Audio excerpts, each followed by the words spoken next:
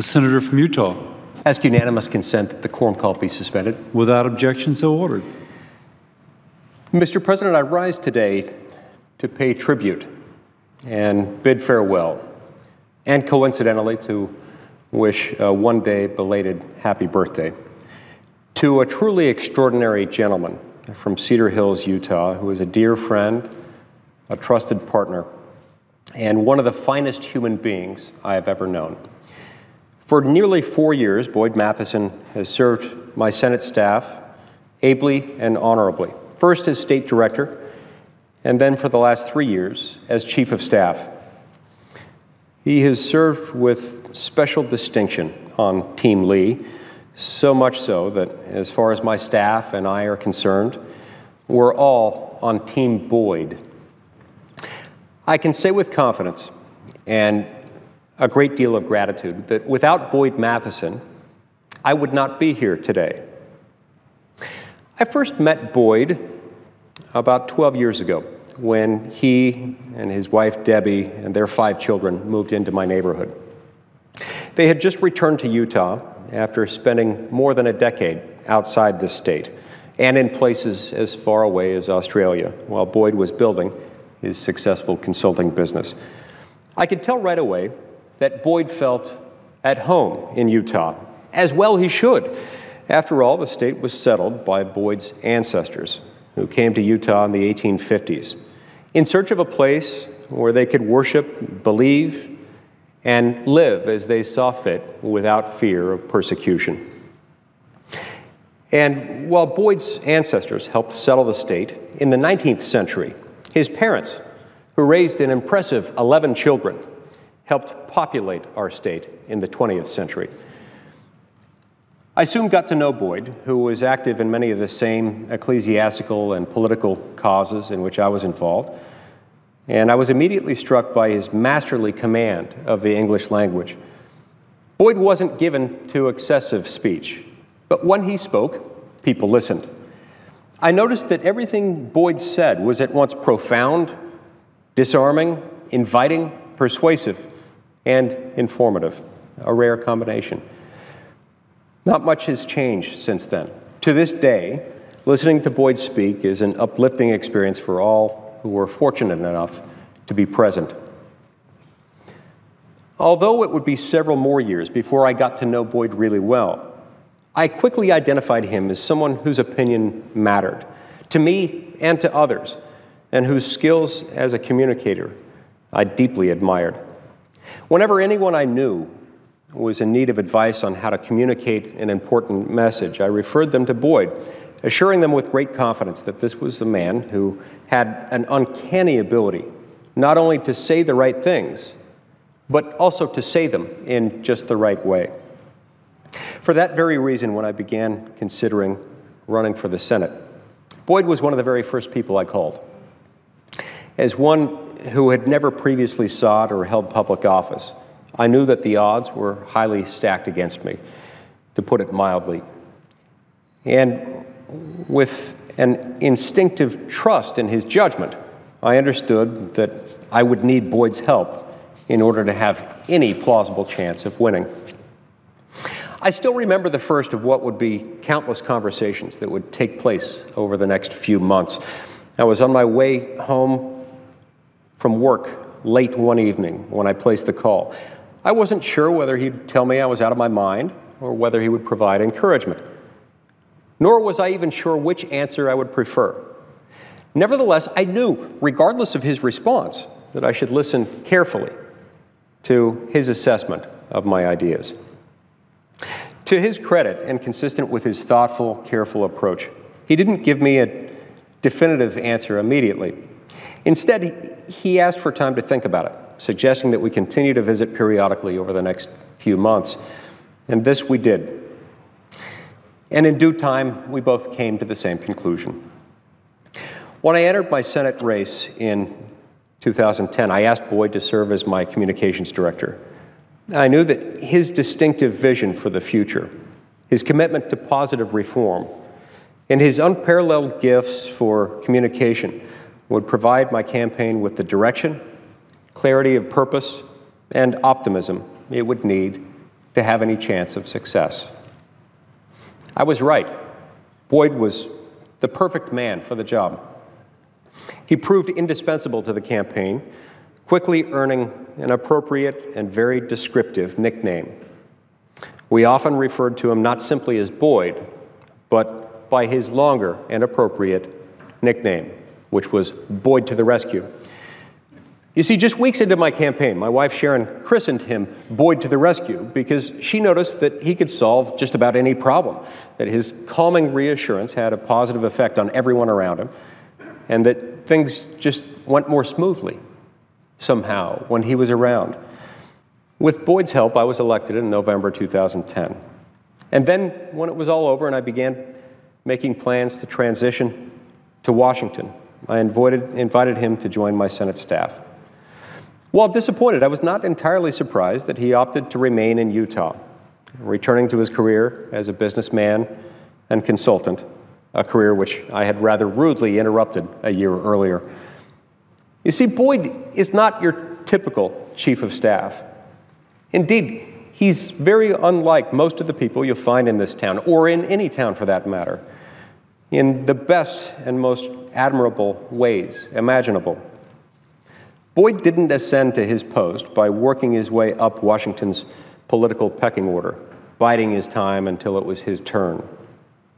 No, he spent the bulk of his career, which I'd add is still just getting started, outside of politics, starting and running his own businesses to serve others and to create true value in society. And he began doing this at a really early age. In high school, Boyd ran his own sports camps, where he taught kids in his community the fundamentals of how to succeed on the field, on the court, and in life. This has been the Boyd Matheson business model ever since he was in high school and started his first business, inspiring, teaching, and helping those around him to succeed, though his target audience has changed over time from youth athletes to business executives, foreign dignitaries, long-shot political candidates, and eventually, thankfully, this senator from Utah.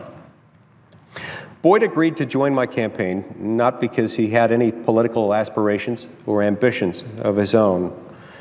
He just wanted to make a difference.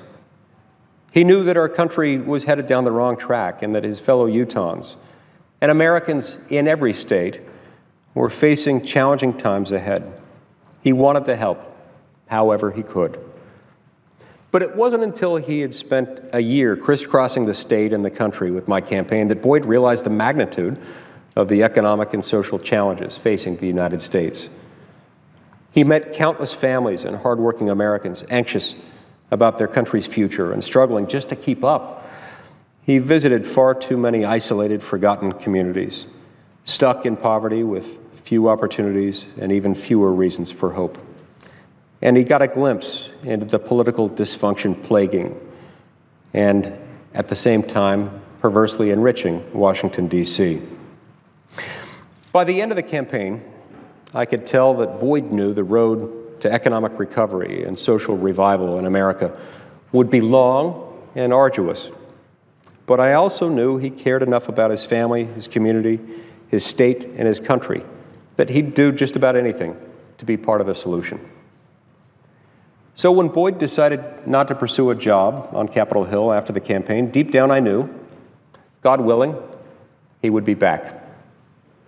Thankfully, God was willing, and so was Boyd.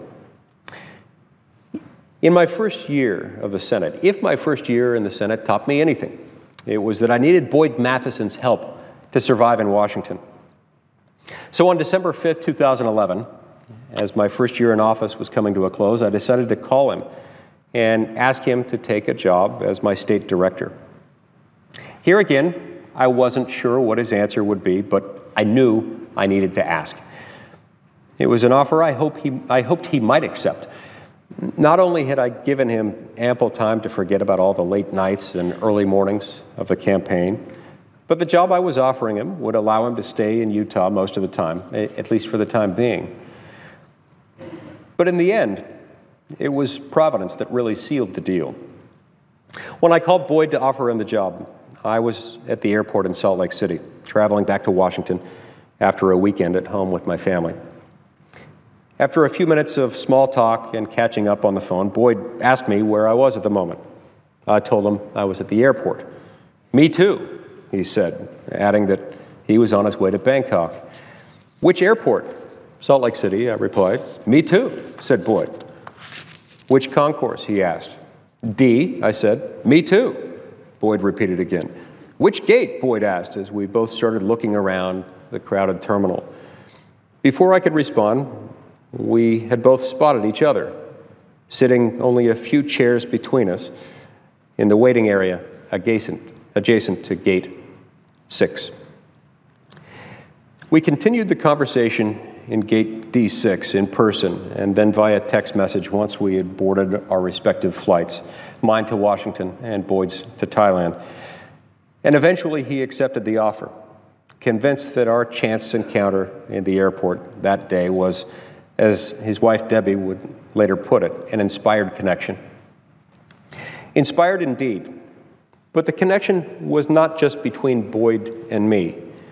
It was a connection between a man and his moment, between Boyd and the countless people whose lives have been forever changed because of his faithful service over the last 4 years. And no one has been more blessed than I have. Boyd has been my constant ally, spiritual advisor, coach, advocate, speaking surrogate, and friend. In addition to his many skills and attributes, so many of which are so well known to anyone who has interacted with my office, Boyd possesses a deep and genuine concern for others. Coupled with his freakishly intuitive sixth sense, this makes Boyd the consummate friend and indispensable teammate. For reasons I don't entirely understand, but appreciate more than he can possibly know, Boyd has the extraordinary ability to know when, where, and how he's most needed, long before anyone else does, long before the person who needs him knows.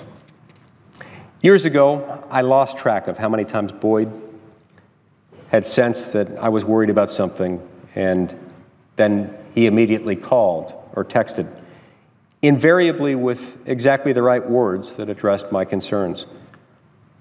This, of course, is not part of the chief of staff job description in my office. It's just what Boyd does, and not only for me, but for everyone he knows. I can't count the number of times that he's stepped in to help me, my family, and my staff in moments of need without having been asked, and often at great personal sacrifice. Considering how hard he works to help others, many of us who know and work with him often ask, does this man ever sleep?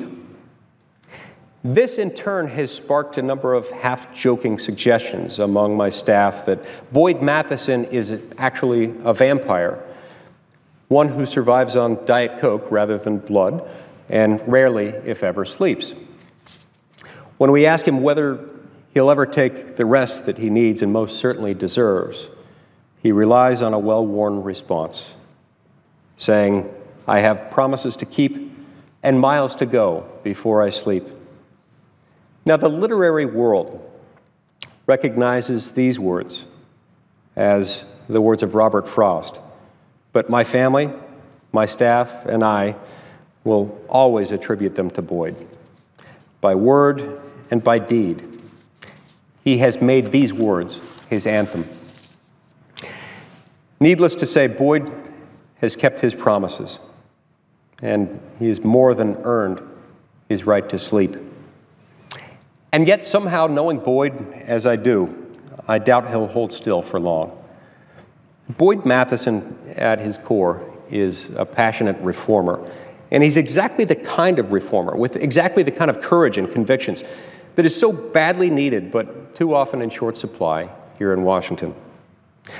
Boyd is, in the words of essayist William George Jordan, one of the reformers of the world.